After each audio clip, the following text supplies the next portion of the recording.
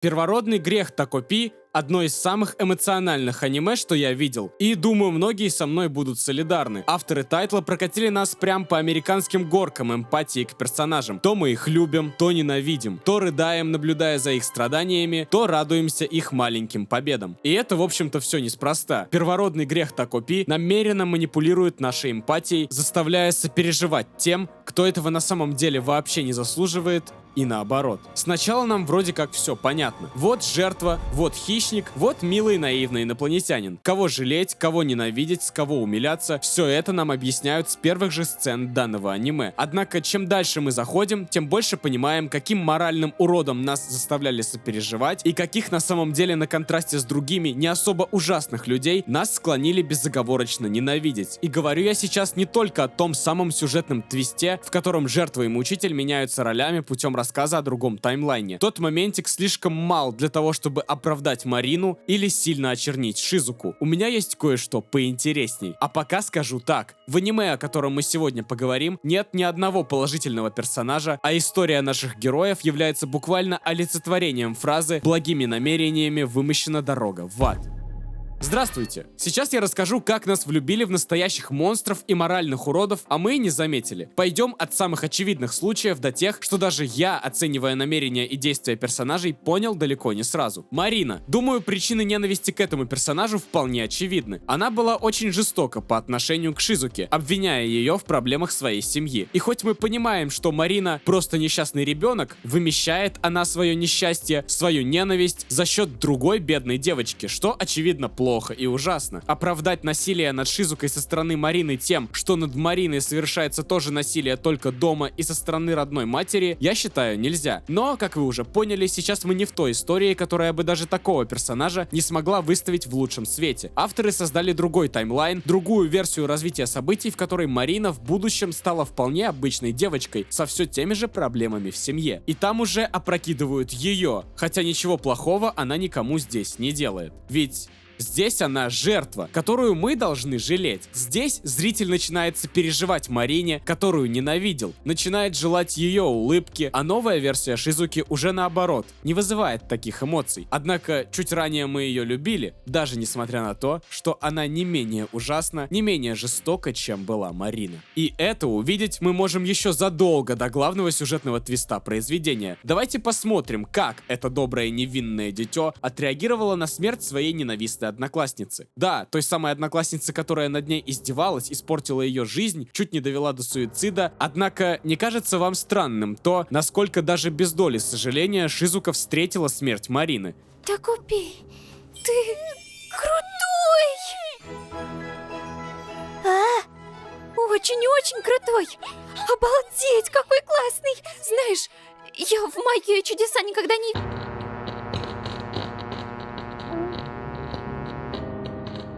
Теперь уже покойная девочка делала ужасные вещи, но неужели ее убийство было единственным путем? И было ли верным путем? Не думаю. Однако маленькая невинная девочка, бедная жертва, не желавшая никому зла, сейчас искренне, не скрывая улыбку, радуется за смерть человека. А до нельзя эмпатичный и ранимый зритель сейчас сидит и радуется вместе с ней. Спасибо, авторы, за возможность пережить сильное удовлетворение от того, что теперь главная героиня, которую я уже успел полюбить, будет жить спокойно, и одновременно с этим внутренние противоречия, твердящие «это убийство не оправдано». Ты не должен радоваться. В этом вся соль аниме «Первородный грех Такопи». И эта соль только начинает сыпаться нам на голову. Сыпаться так же, как наше изначальное видение характера Шизуки. Ведь сняв с себя оковы травли, почувствовав свободу, почувствовав, что теперь ей ничего не угрожает, она начинает действовать так, как хочет, не руководствуясь никакими моральными принципами, ведь оказалось, что их у нее попросту нет. А мы, зрители, наблюдая лишь за издевательствами над Шизукой, за ее несчастьями, даже и не обратили внимания на то, что никаких ярких проявлений характера героини мы и не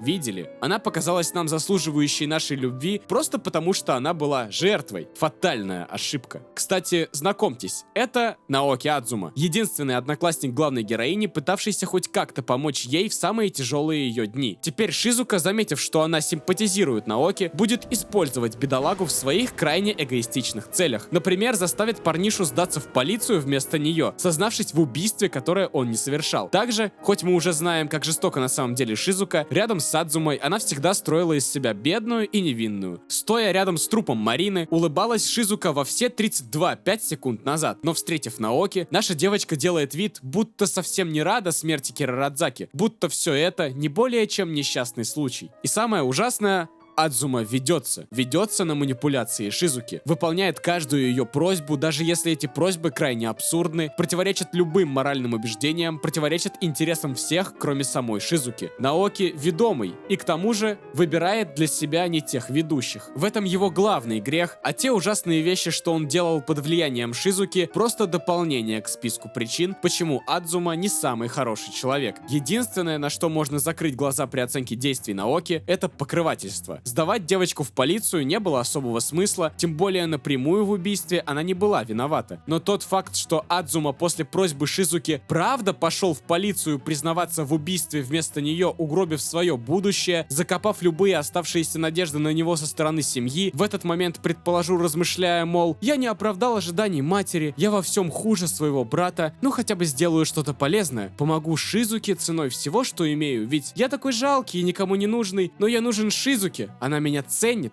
делает его не только глупцом, но и имеющим очень странные приоритеты парнем. Поверьте, то, что он еще ребенок, ничего не меняет. В будущем другого таймлайна его приоритеты не поддадутся никакому изменению. Да, кстати, поговорим об Адзуме из другого таймлайна. Там он вообще бросил бедную Марину одну, не думая ни о чем, кроме своих эмоций, ни о ком, кроме себя. Хотя, опять же, оправдывается Наоки тем, что он нужен Шизуке и обязан быть с ней. Несколько лет ее не видел, жила без него она, возможно, не прекрасно, но вроде как-то жила, а сейчас он ей якобы сильно нужен. Может и так, но, к сожалению, Марине на тот момент Адзума нужен был больше.